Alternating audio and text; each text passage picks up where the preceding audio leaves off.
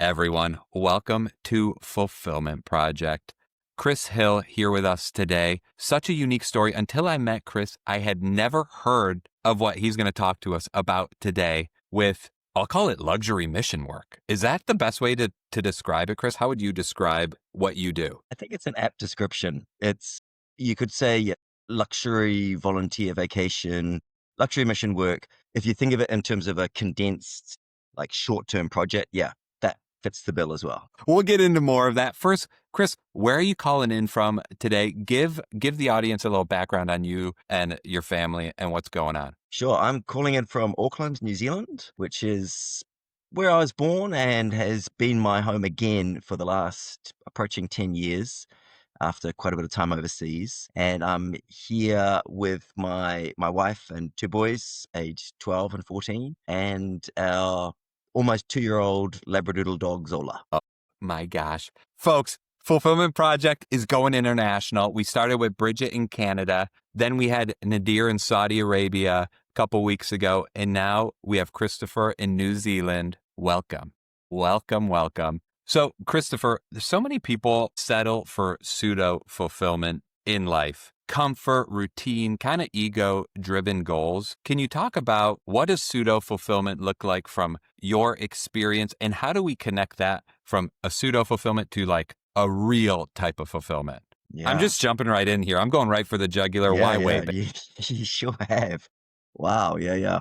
Gosh, I would say pseudo-fulfillment, and this is my story, speaking for myself, not Totally. necessarily everyone, but it's, climbing that ladder that, which brings about, almost always, increased income and then prestige and power and influence as well. And of course, with that increased income comes, your ability to spend and spend it on, whatever you want to spend it on. And for me, that was pseudo-fulfillment. There is that phrase, and I'm probably butchering it a bit, but, you climb the ladder and then you realize you're on the wrong ladder.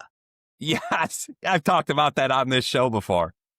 Yeah, right. It's like make sure the ladder is up against the right wall before you start climbing, look around. Yeah, exactly. So, and so what came for me true fulfillment was more of a heart thing. And internal, let's call it internal fulfillment. And so, not even necessarily externally, but actually doing, for me, meaningful work, which was making a difference. And it all came about through a trip that I took while I was working in investment banking. 6 years into investment banking in London, I went down to South Africa. And on that trip, in addition to going on safari and staying in beautiful lodges, which is all fantastic, all absolutely amazing, and exploring the wonders of the Garden Route and Cape Town, all awesome. But I also helped to build a house for a family in one of the slum areas and the townships just outside of Cape Town. And this experience just added a couple of extra dimensions for me to travel. I'd been fortunate to do quite a bit of travel leading up to that trip. And however, on those dimensions were, firstly, I actually got to engage with the local people and hear their stories and gain insights into their lives. And this was something that, as I say, on all those other trips, I did actually, whilst, seeing amazing things, didn't get under the skin of the destination in terms of the people. And then secondly, it felt great to actually make a difference in their lives of the family that we were helping alongside to build. Yeah.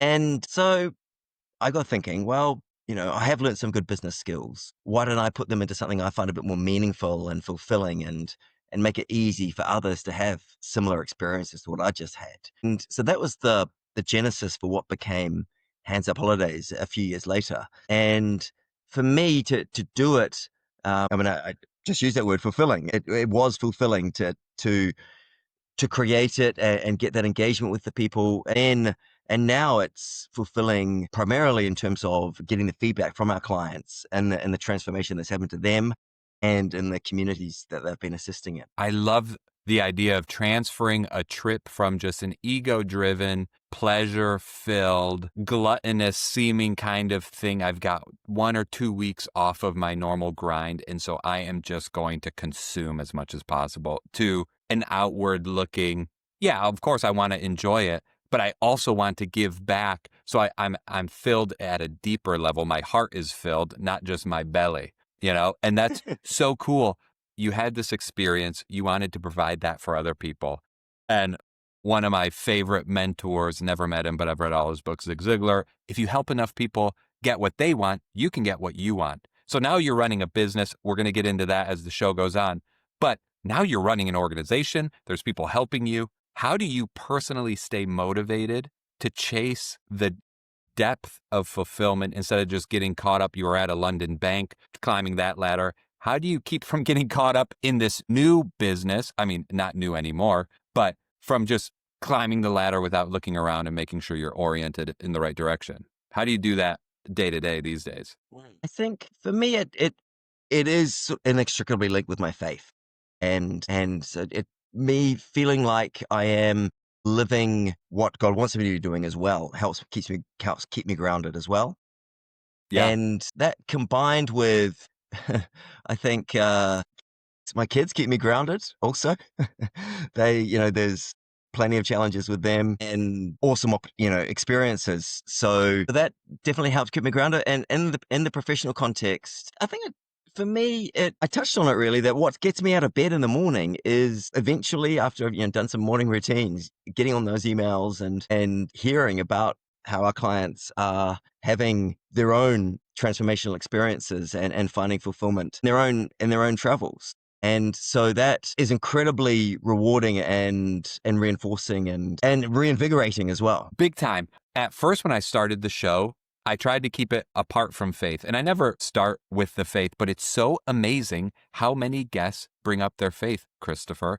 And you just brought it up. And I'm starting to wonder if you can experience fulfillment without a faith life, without something deeper than yourself. I often find myself saying, as me and my wife and our family goes through the struggles that happen to everyone, they're unique to us, but everyone has their own cross, so to say. It's like, how do people do this without the faith? I don't understand how it can be done. I'm curious on your take. Were you always a faithful person? I mean, I've had my time in the wilderness. Yeah. I think it helps a lot. It's hard to just certainly can't say definitively. For what it's worth, I would say it's probably possible, but it helps a lot if you do have a higher calling and higher purpose. I said that early on in business when I started. My career seemed to be accelerating a lot faster than other people's. And I always said, for me, the Catholic faith is like a cheat code. It's like a turbo booster to my career. Why? Because I'm always thinking about being virtuous. I'm always thinking about being ethical and honest and delivering more than I promised. And yeah, maybe it's possible without it, but I feel like there's a lot of cheat codes with a faith. Mine is Catholicism. I don't know if that's you or other people's, but it's like there's certain lessons you pick up from these things that flesh out your whole life. And interesting we're here. It wasn't even on my talk track for today, but you mentioned it, and I thought, let's explore this a little bit, Yeah, and I'll just add another thing for what it's worth. A good friend of mine, Catholic friend, raised Catholic, but sort of nominally, Catholic until Yeah. really this year. He said, "Oh, I've sort of refound my Catholic faith and started going back to mass and so on." I was, yeah, fantastic, that's awesome.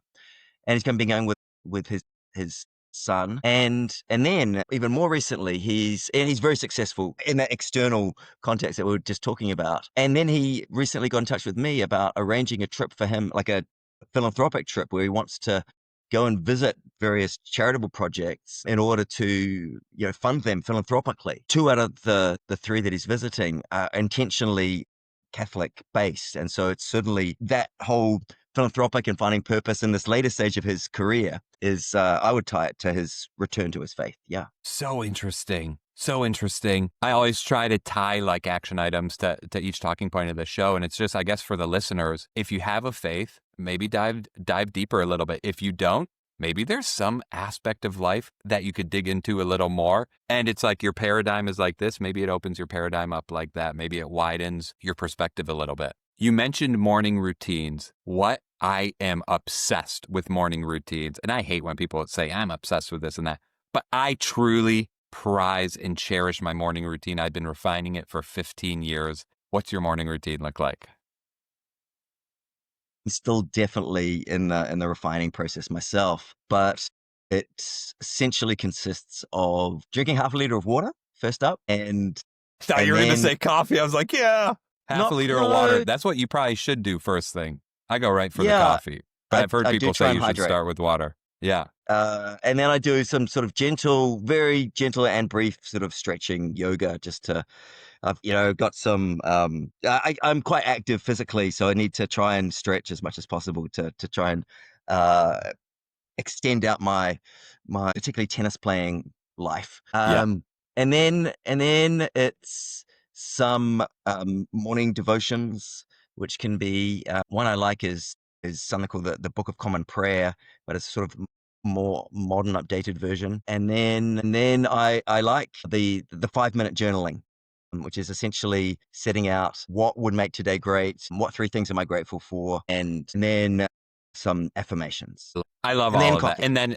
And then coffee. And then do you roll into work right away or do you do Yeah, breakfast or pretty what's after much. that stuff?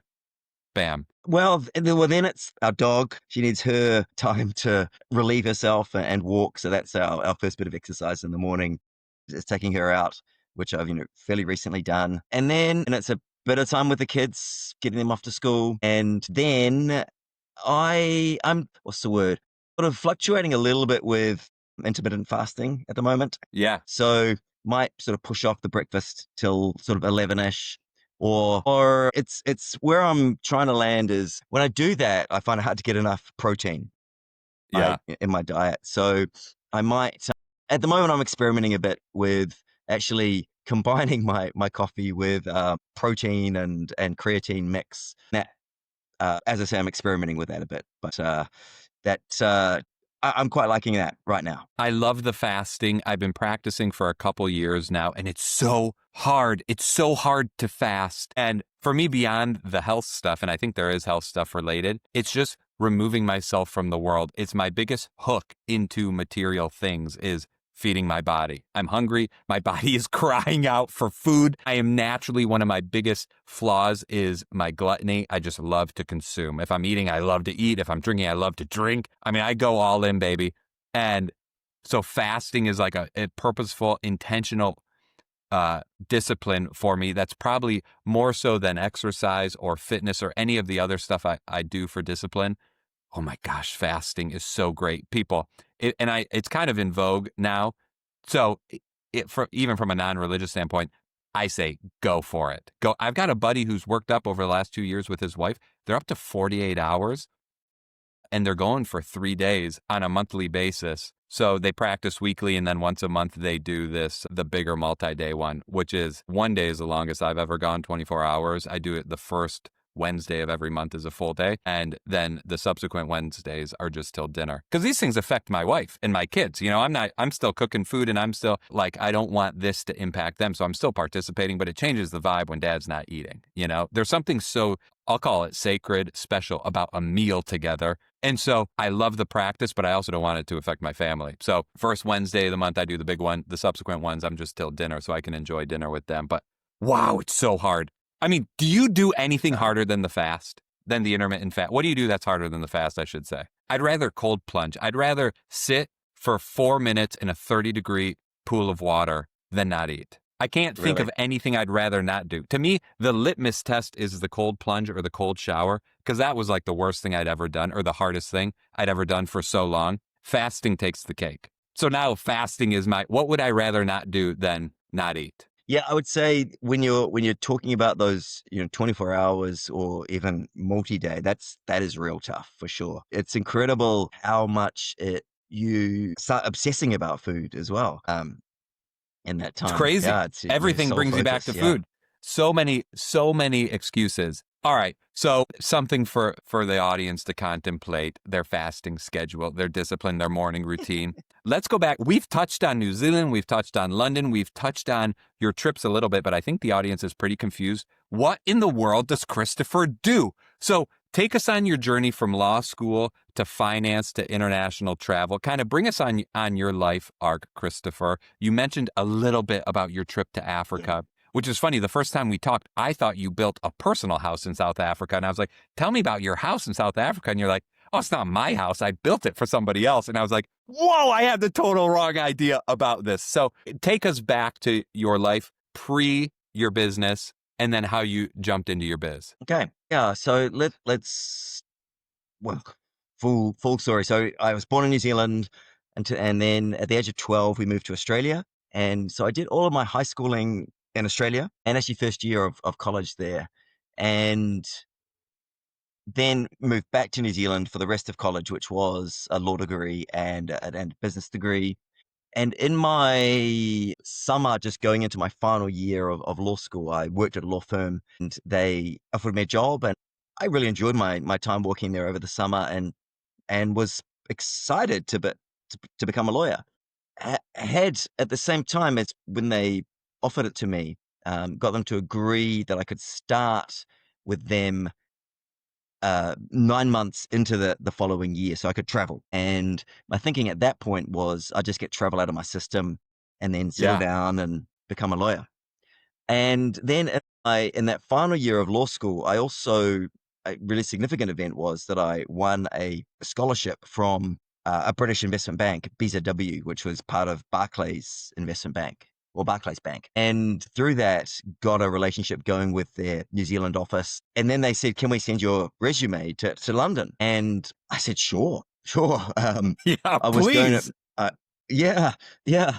And I was planning on being in London anyway, but at the same time, I had been to London once before as a teenager with my family and really didn't like it. I thought it was this dirty, crowded, polluted city that why on earth would anyone want to live here? And so when they offered, when it was just sending my resume there, it was like somewhat with some reservations. And then I, finished college, went on this 9 months of travel, got to London as part of that, and was like, oh wow, someone in their early 20s, just the electricity in the air and the vibrancy of the city made me think, wow, yeah, I would love to spend some time here. This is an incredible city, and despite the dirtiness, and so yeah, went and had some quite, to my mind, some grilling interviews from Oxford and Cambridge graduates were interviewing me who, I got the impression they had sold their grandmother for their job, and thought, there's no way I'm going to get it because I'm just, interested, but, not quite as hungry as them. But Yeah. they did offer me the job, and I thought, well, if I don't take it, I'll probably always regret it. And so that was, um, yeah, my foray into London. I actually at that point didn't even have a visa to work there, and so I had to go back to New Zealand because I did have a Scottish grandparent, and so that enabled me to get a 4-year visa. But I hadn't even gone down that route at that point. No way. So went back to New Zealand and applied for this visa. Spent some time working in the New Zealand office at that point, and got the visa. Got up to London and went into the graduate training program and never looked back. Really, it was, I went into the equity capital markets team there, which was doing IPOs, initial public offerings, and privatizations primarily. And yeah, it was a fascinating, exciting world to be in. But like I mentioned, at the same time, it wasn't fulfilling for me. It was externally rewarding, but still there was something in me that felt like, there's got to be more to a career than this. And so, fast forwarding 6 years, did that trip to South Africa, which was already spoken about. And so then after that trip, I resigned from my job and I took a year out. And at that point, I was considering a few options. So I did have this idea kicking around of the travel business, but there were some other ones, not that they were early stage things that I wasn't starting, but I was asked to be involved with that were also in the mix. And so I was doing this more study in Canada, in Vancouver, and the idea for what became Hands Up Holidays just ended up taking root. As I say, Wait, the what other were one you sort doing of. in Vancouver? I was studying theology actually there. Wow. Yeah. So is this after you left the London firm? You Yeah. resigned from that, you went to Vancouver, which is a beautiful place, and you're studying Yeah. theology. Yeah. And out of Yeah. that, Hands Up emerged. It did. Yeah. I took it for instance, I took a paper there called The Soul of the Entrepreneur. And in that class, I wrote my first business plan for what became Hands Up Holidays. Yeah. So the idea took root there. And at the, A couple at themes I that want to tie in real quick. A couple themes here, Christopher. One, a lot of people are unhappy at their jobs, but they feel trapped. You're not trapped. Open your eyes, it's definitely uncomfortable. You may have to make some changes, but you only get one shot at life. So if you're feeling like there's an emptiness in your heart, take a look around. We've had several people on the show now that have made hard decisions like you've made to leave. And what I love about the conversations on the show is they're not glorified. People talk about the struggle and the suffering. Neil Twa comes to mind. He was at IBM and he left because it's like a big corporation. It wasn't filling his heart. You're investment banking or something too complicated for me to say in London, which sounds like beautiful. Every person's materialistic dreams, that's what they're thinking about when they're studying business and law in college, is like, that's the job I want. You're there. It's not fulfilling. You made the hard choice to resign and pursue fulfillment. You took the path less traveled. So that's one idea I want in people's minds. The other idea is, Christopher, you had this trip in Africa that happened, and that was like a little seed in your mind. So what I'm getting at is sometimes there's multiple dominoes that need to fall until you find what you want. It's not always a clear A-B decision. You're working in London, you have this Africa experience, you're studying theology, and then this business bubbles up. And as we'll learn, the business kind of evolves. So it's not always a clear A to Z trip. You know, a lot of times several dominoes have to fall. And I think that's one reason why transitions are so scary, is because you don't see the end result right away. But if people zoom out, and every book you've ever read and every movie we've ever watched, it's never about the end result. It's about the journey. And it sounds so pithy and trite to say, but it is true. Like that's why I love my morning routine, because that's where like the meat of my life is. It's in those morning routines. It's in breakfast with my family, the little conversations that are seemingly nothing, but that's everything. And it's the struggle to become the man I'm seeking to become. But like, if I were already that person, there's no fun in that. What, I'm going to live my next 60 years as the apex version of myself? No way. It's constant battle and friction and struggle. And that's where the joy emerges. And when we're on our deathbeds, those are the things we're going to think about. Those are the things we talk about to people. So it's scary, but I think precisely because it's scary is what makes it so fruitful and fulfilling. So anyway, just extracting some nuggets from your real lived story. Sorry, I interrupted you. You're in Vancouver. Then what happens? Love it.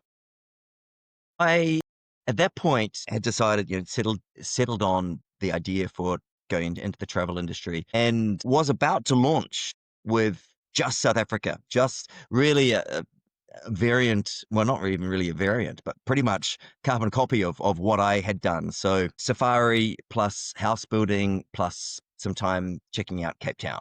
That sort of trip was what we're looking at launching. And then I got some advice from a family friend who was in the travel industry. And he said, if you want to appeal to more people and appear more credible, I recommend that you launch with more destinations. And so I took that advice and actually basically spent the next 2 years traveling the world and building relationships with different communities before launching in 2006 with 20 destinations across the world, Africa, Asia, Latin America, the Pacific, and in Europe. I remember we actually launched with something very, very topical now with the Ukraine. Yeah. A project there. Yeah. No way. That's to develop that many relationships in that many geographic parts of the world the scale is so vast, Christopher. Did you ever feel underwater like this is too big for me? Or did you never get that sense? I got a really big head start in that a good friend of mine who I was best man at his wedding, he was working in another big travel company. He was CFO, and he introduced me to the product manager of the company, who very generously shared their partners that they use in these destinations for the execution of the trip. So the arranging of the trips in terms of the logistics for everything other than the give back service projects. They were able to handle it and save me a lot of due diligence because this trusted well-established company already works with them, so I could rely on that. And so then, as I said, that Amazing. freed me up. It really was. It really was. So it freed me up to just focus on the community projects, and so that So that helped a dude lot. was a love cat. Is that business still operating today? So here's just another thing we hit home. Tim Sanders wrote my favorite book, Love is the Killer app, where sharing knowledge and contacts is the modern currency for the new economy, which is the economy we're living in right now. And this person shared all their contacts with you, hypothetically, and then practically a competitor. And they're still in business. You're still in business. It's not a zero-sum game. 1+1 can equal 3. Some people just like hoard information and knowledge, and they don't want to share things, or they don't want to share without, hey, tit for tat, quid pro quo, I give you this, you give me that. Sharing is a beautiful thing.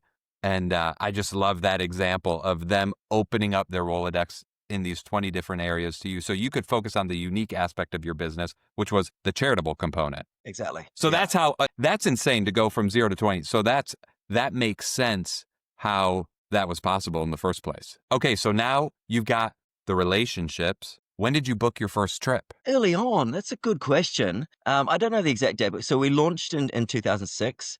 We got a lot of support from some of the destinations we were launching with. So Mexico provided the Mexico Tourism Board, but a lot of alcohol, various different types of alcohol. So it's like margaritas from Mexico and wines from South Africa, and we had ceviche from Peru, this sort of thing. So the tourism boards all came together and helped My us, have gosh. this incredible launch party.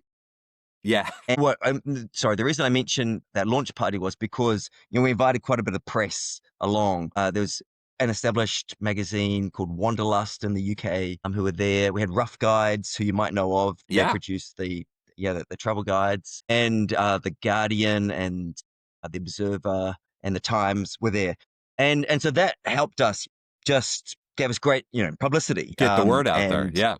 yeah, exactly. And so we started getting inquiries from a really early stage.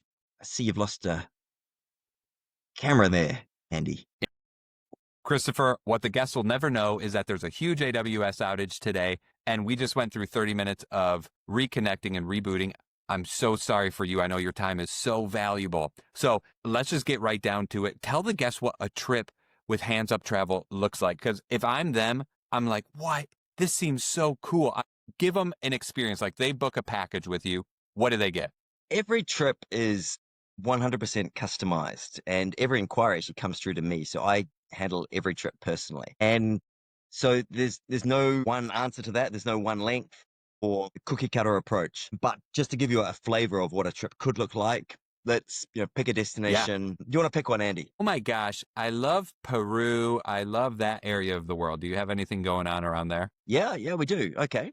So you fly into Lima, overnight in Lima, and do there's some fabulous restaurants there and some great cooking classes that you can do in Lima, and then head down to Cusco. I love cooking. I love food. I worked for a winery for the Sebastiani family in Napa for 3 years. So this is right up my alley. Food classes. Yes. Perfect.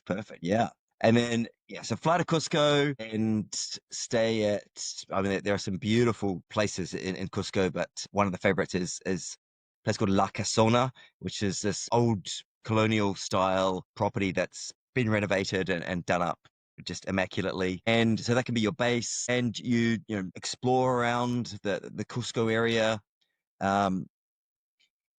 Start to acclimate as well, because it's at a high altitude before heading into the Sacred Valley, where you might do some mountain biking, you might do some whitewater rafting. Hiking is fantastic, but it's also where our communities are. And so one of our favorite projects there is installing eco-friendly stoves in people's homes, and these stoves replace the traditional open flames in a hut.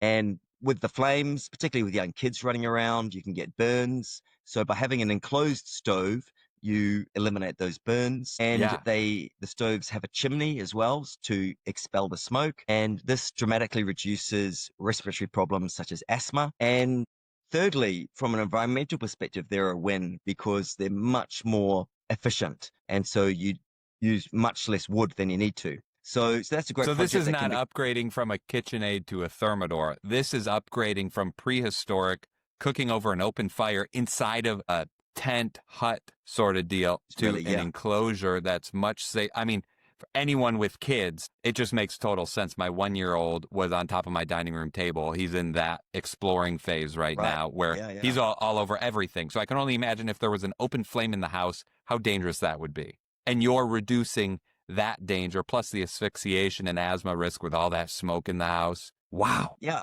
and saving money as well because it uses a lot less fuel than the open flames. So and yeah, it's a great thing because you can complete it in just a few days. So you could do that, and then if you have a bit more time, well, then obviously the iconic thing in Peru is Machu Picchu. So, Yeah. you can catch a train there from the Sacred Valley, or if you have a bit more time, you can hike there.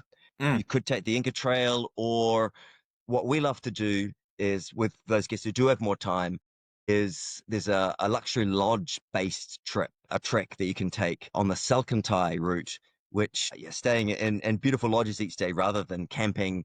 And they've got jacuzzis and spa and massage options. That's my preferred route to get to Machu Picchu.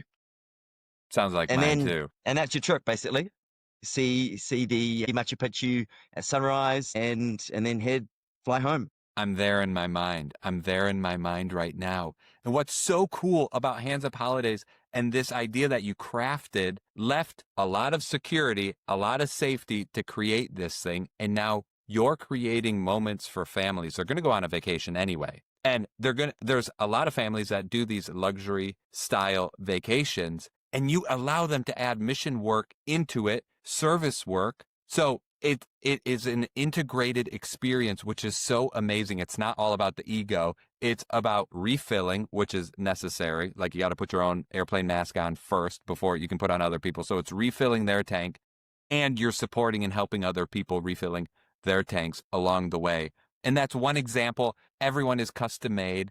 Can you talk about some of the crazy ones, like the philanthropic Rhino trip you told me about? That's to give the audience a scale of what Christopher is able to do. His network is so deep around the world. Legitimately, if you got money to put towards a good organization, or you've got money but you don't know, call Chris. Listen to this Rhino deal. This blew my mind. I'll share a few, but yeah, starting with the Rhino one.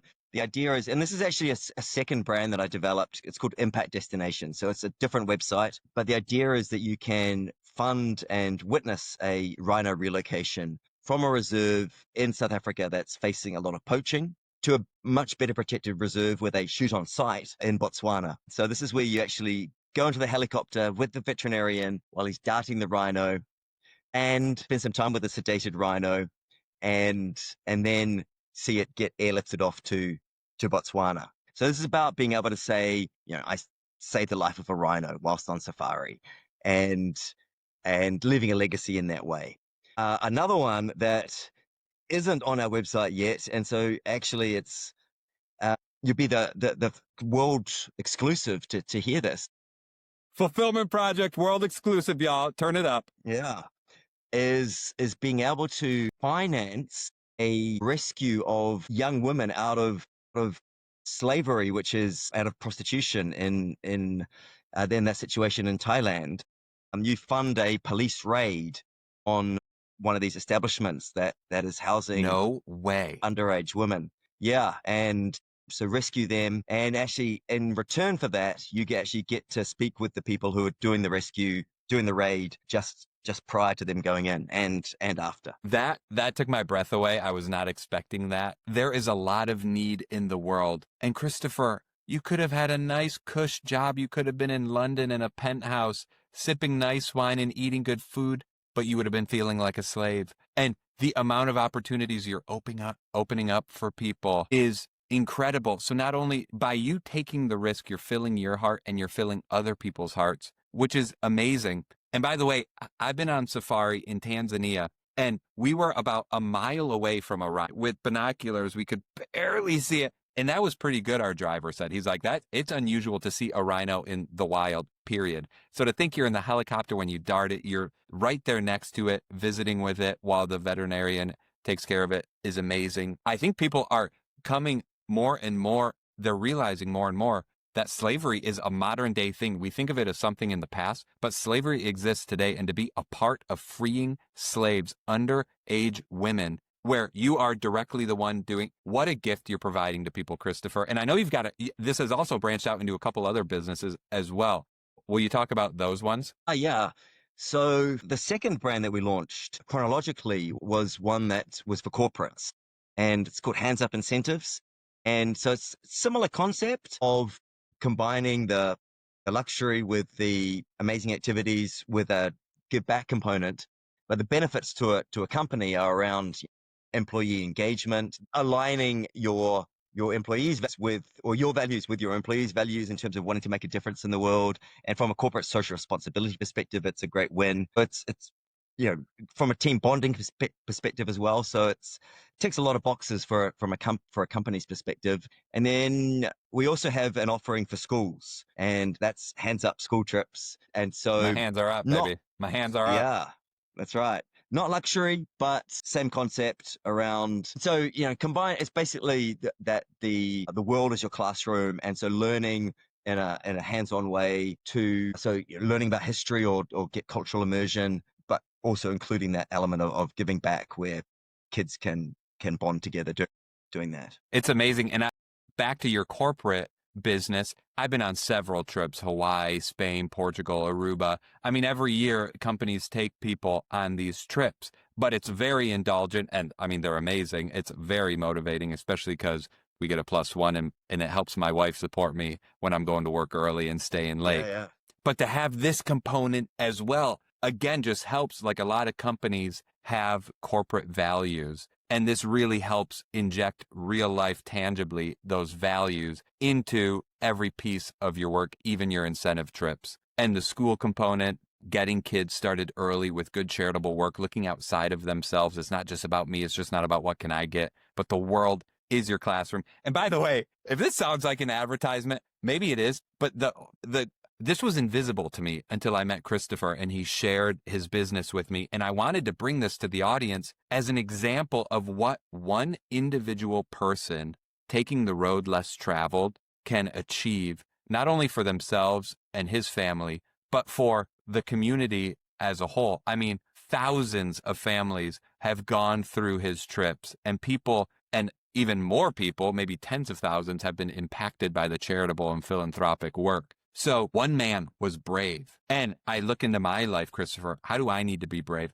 How do I need to step out to follow my heart? And even if I don't reach your level of success, if I can achieve fulfillment in my life, I think that will impact maximal good on the world. And if you're doing something based on your heart, then it's a win from day one. Even if you never achieve pinnacle status or whatever you think that is, it's like every moment is the win when you start with the heart. You don't have to wait for some end outcome. I don't have to wait for my 401k to pay out when I'm 59 and a half, or my pension to kick in, or heaven forbid something to happen, So it's like, thank you for being that example. You get the last word, Christopher.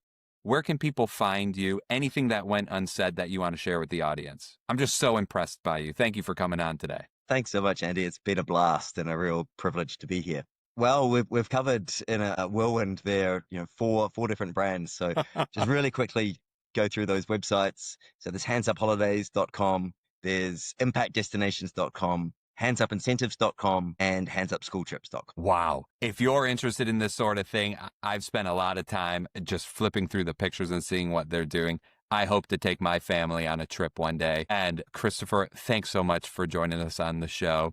Thank you for sharing your life with the Fulfillment Project community. And I can't wait to talk to you again. I would love that. Thanks, Andy. All right, everyone. Have a great one. See you next time.